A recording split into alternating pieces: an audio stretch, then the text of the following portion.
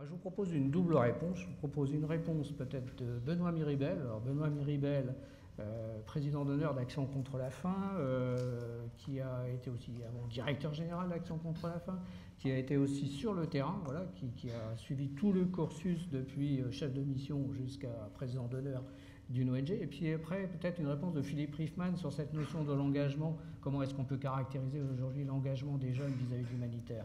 Benoît, si tu veux, déjà. Oui, merci Christian. Merci au CICR, à Ghislaine d'organiser cette thématique sur l'avenir humanitaire et qu'en pensent les jeunes, parce qu'effectivement, c'est vous les jeunes qui allez penser l'humanitaire de demain, où nous, les plus anciens, on ne sait toujours pas le définir à proprement parler. Voilà, où commence ou s'arrête l'humanitaire, c'est toujours une vraie question. Donc là, on aura besoin de vos analyses, parce que ce qui me semble déjà important de retenir, c'est que ce n'est pas un domaine qui est structuré, normé au sens de certaines autres professions. L'action humanitaire, ceux qui ont écrit des livres parmi nous ici le savent mieux que moi, mais c'est un ensemble de choses. C'est d'abord une approche par rapport à l'autre, c'est bien sûr des techniques, c'est des techniques médicales ou des techniques juridiques, mais c'est aussi toute une démarche. Et pour moi, en tout cas, elle m'a toujours posé le problème, cette démarche. À la fois, elle est motivante parce qu'on sait qu'on fait avancer des choses, mais elle pose problème parce que quelle est notre finalité? Et la finalité d'un médecin, c'est bien de traiter un patient, même de prévenir le traitement de ce patient s'il le peut. Et donc pas de faire en sorte de se réjouir, et ce n'est pas le cas bien sûr, hein, mais qu'il y ait de plus en plus de patients. Donc quand on est dans une action humanitaire, on a des gens qui sont dans du technique, et puis on a des gens qui sont effectivement chargés de ressources, de trouver des ressources financières. Donc on a ces caricatures aussi qui a surgi en disant mais est-ce que c'est une professionnalisation? Est-ce que c'est des machines surtout quand on est dans la sphère internationale qui sont très puissantes, des ONG qui ont des budgets considérables. Donc quelle est la finalité? Et alors cette finalité, elle doit toujours revenir sur le sens de notre action, et notre action finalement, elle vise à rendre autonomes des populations, à ce qu'elles se passent de notre apport, puisque tu vas avoir ce lien de dépendance. Donc ça, pour moi, c'est toujours un questionnement, et ce qui fait que ce n'est pas une activité, ce n'est pas une profession, parce que c'est fait de différentes professions. Et Christian a oublié de citer, mais c'est vrai qu'aussi, j'étais à Bioforce pendant 5 ans, Bioforce qui a été lancé il y a 30 ans, 10 ans avant le master de Marie-Josée, et qui était aussi une démarche de permettre, dans la logistique et puis l'administration, etc., de structurer des activités. Au final, tout ça permet que l'on se projette davantage sur la scène internationale, alors que Pascal, et puis aussi, parmi les plus anciens, je vois, on a été rejoint par Rémi Rusbach, qui est parmi les jeunes. Il y a quelques décennies en arrière, c'était quand même pas la majorité des gens qui avaient la capacité à se projeter sur la scène internationale. Aujourd'hui, vous les jeunes ici, c'est quand même plus facile de voyager, que ce soit en termes de billets d'avion, etc. Et qu'est-ce que vous allez faire de ça? Effectivement, puisque la question de l'avenir de l'humanitaire, qu'en pensent les jeunes, c'est intéressant d'échanger là-dessus. En tout cas, moi, je me réjouis de ce que dit Ghislaine, parce que c'est un facteur de motivation de savoir qu'il y a ça se féminise. Ça, c'est quand même motivant.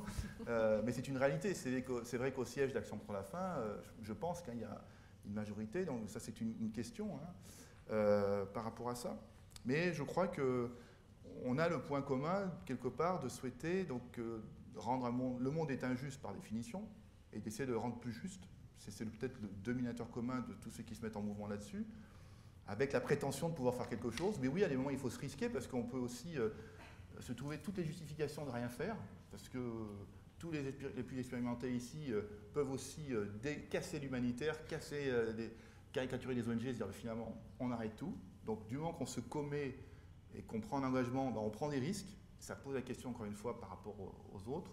Donc voilà, c'est une aventure humaine que l'on partage. Et je pense que malgré tout, l'essentiel part de la motivation, de ce qui nous met en mouvement, et qu'elle est variable. Cette motivation, elle évolue. C'est des histogrammes peut-être qui évoluent dans le temps de ce sur quoi on se rencontre, et que tout ça forme une communauté de personnes qui avancent, mais dans un domaine, je le répète, qui n'est pas normé, et qui effectivement, c'est vrai...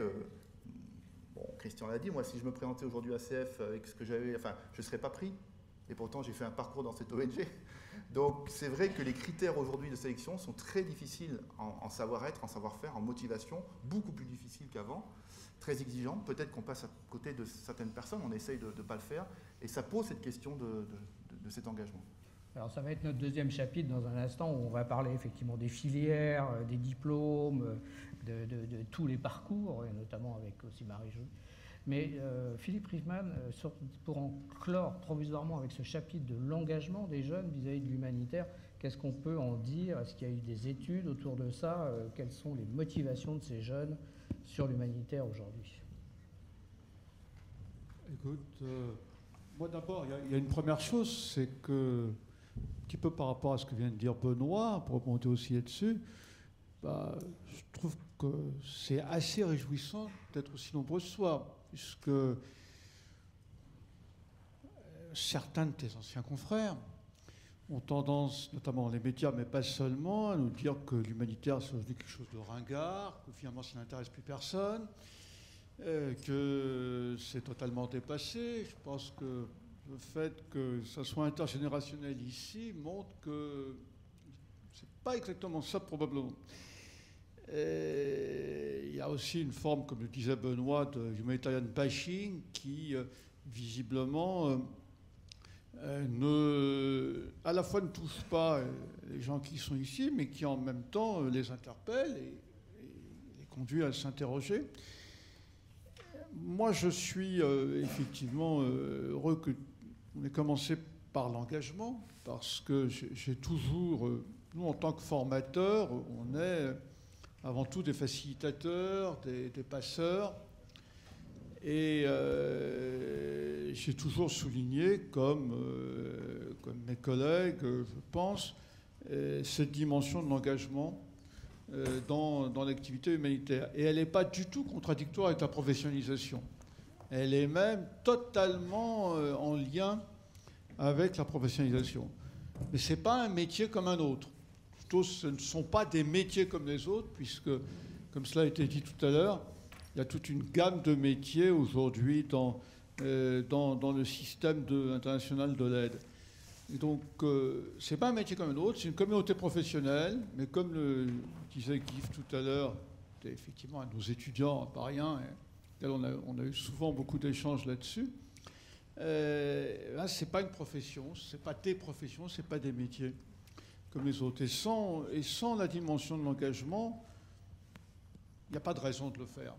Il n'y a pas de raison de le faire. Donc je crois qu'effectivement, cette dimension d'engagement, elle est tout à fait essentielle. Et en même temps, tous ceux qui sont ici ne représentent aujourd'hui qu'une tranche, qu'un élément de ce qu'est l'humanitaire et de ce qu'il est déjà et ce qui sera dans les années à venir. C'est-à-dire qu'ils représentent essentiellement, par leur origine, des Occidentaux. Donc, effectivement, l'humanitaire est né en Occident, mais ça n'est plus qu'un élément aujourd'hui, qu'une partie de l'humanitaire. Et tu as, je crois, Christian, c'est toi qui es à l'origine de ce concept de l'humanitaire de projection et peut-être de la fin de l'humanitaire de projection. Et je crois que tu as tout à fait raison là-dessus. Et donc, l'engagement, finalement, ça va être de plus en plus de l'engagement partagé avec tous les autres joueurs humanitaires, non seulement les personnels nationaux, mais effectivement les humanitaires des pays émergents, tout ce qui est en train de se construire comme nouveau volet, comme nouveau finalement champ de l'humanitaire, mais qui demandera toujours autant d'engagement. Mais peut-être aussi des engagements différents et pas obligatoirement des engagements toujours d'action directe sur le terrain. Merci Philippe d'élargir le débat, effectivement, pas seulement l'engagement de terrain, mais aussi l'engagement beaucoup plus large aujourd'hui, avec souvent d'ailleurs des centres d'intérêt, moi je suis assez frappé, qui sont de plus en plus segmentés quelque part. C'est-à-dire qu'on s'intéresse au réchauffement climatique, on s'intéresse au commerce équitable, on s'intéresse à l'humanitaire d'urgence, on s'intéresse à telle ou telle cause. Et j'ai un peu le sentiment aujourd'hui qu'on a des micro-publics comme ça qui s'engagent sur des causes qui sont tout à fait honorables en soi, certes, mais en même temps qu'il y a une difficulté à faire coaguler toutes ces causes dans un engagement plus global. Et probablement l'humanitaire que vous représentez ce soir est une des causes qui reste encore le plus globalisée et globalisante, enfin en tout cas à mes yeux. Alors on évoquait effectivement l'engagement. Ronnie nous a rejoint très discrètement. Bonjour Ronnie. Sur la question de l'engagement, derrière il y a la question effectivement qui préoccupe beaucoup jeunes dans la salle. C'est la question effectivement de l'engagement professionnel, des métiers, des filières, des formations, etc. etc. Donc je voulais qu'on évoque maintenant un peu cette question face à la professionnalisation du monde de l'humanitaire, cette nécessité aussi évidemment du diplôme, des filières, etc. Alors on a avec nous, je pense, 2 personnes qui pourront être interpellées. Marie-Josée Domenici-Met, qui effectivement, ça a été rappelé, est à l'origine du premier master sur l'humanitaire, l'Institut d'études humanitaires d'Aix-en-Provence, qui a 20 ans. Et puis toi, Ronnie, peut-être, puisque à Sciences Po et aussi en Grande-Bretagne, donc tu enseignes sur ces filières humanitaires. Donc voilà, vous avez déjà 2 personnes prêtes à vous répondre. Et vous pouvez les interpeller sur la question des filières et des diplômes. Et il y avait notamment Léonore Gauthier, du Master 2 de Paris 1, qui souhaitait justement s'interroger, questionner autour de cette question-là. On vous écoute. Oui, bonsoir. J'avais une question concernant la formation, puisqu'effectivement, dans un environnement où l'humanitaire semble exiger de plus en plus une expertise ou une compétence technique, ce que peuvent justement des jeunes diplômés en sciences politiques qui ont un profil finalement assez généraliste, et à quel type de poste, par exemple, ils peuvent aspirer avec leurs compétences politologiques. Merci. Alors là, c'est une question très, très ciblée, effectivement. Qu'est-ce que les étudiants, donc des IEP, peuvent espérer dans le monde impitoyable de l'humanitaire? Donc une réponse, mais je pense que Ronnie Broman à Sciences Po, qu'est-ce que tu leur dis? Tu leur dis effectivement qu'il y a... Ouais, tu l'avais. Moi, à Sciences Po, je participe à un Master Pro, mais je ne pense pas faire moi-même un enseignement professionnel au sens où je ne délivre pas des savoir-faire techniques, mais plutôt, mon ambition, dans mon cours particulier, mais c'est tout un master, donc il y a plein d'autres choses, de faire émerger des enjeux, des problèmes, bref, des modes de questionnement. Cela étant, ce n'est pas tellement mon cours, mais c'est plutôt le genre de filière. Je pense qu'il y a plusieurs façons d'aborder la question.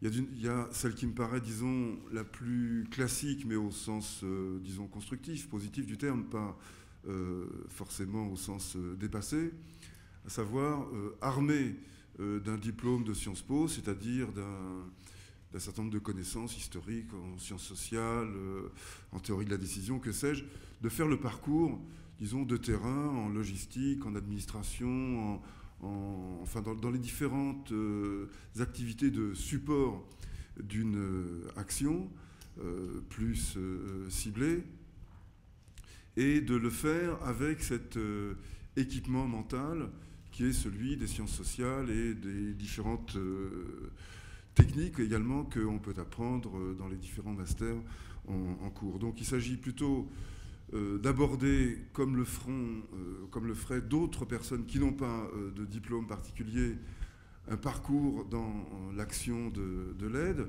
mais avec l'idée qu'on peut devenir plus rapidement ou plus spontanément, plus directement responsable du fait qu'on valorise mieux son expérience pratique grâce à sa formation théorique.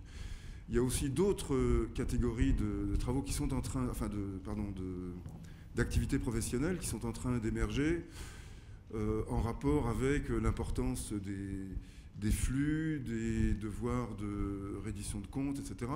Ce sont par exemple des activités de reporting. J'ai eu plusieurs étudiants qui ont fait au cours de leur stage de master de telles activités de terrain et qui finalement s'engagent là-dedans. C'est-à-dire elles aident une ONG, ces personnes, ces étudiants fraîchement diplômés, aident une ONG à mettre en récit et à faire les démarches qui vont avec, c'est-à-dire éventuellement de demande de financement, de lobbying, d'advocacy, de communication. Donc mettre en récit l'action ou ce qu'elle devrait devenir.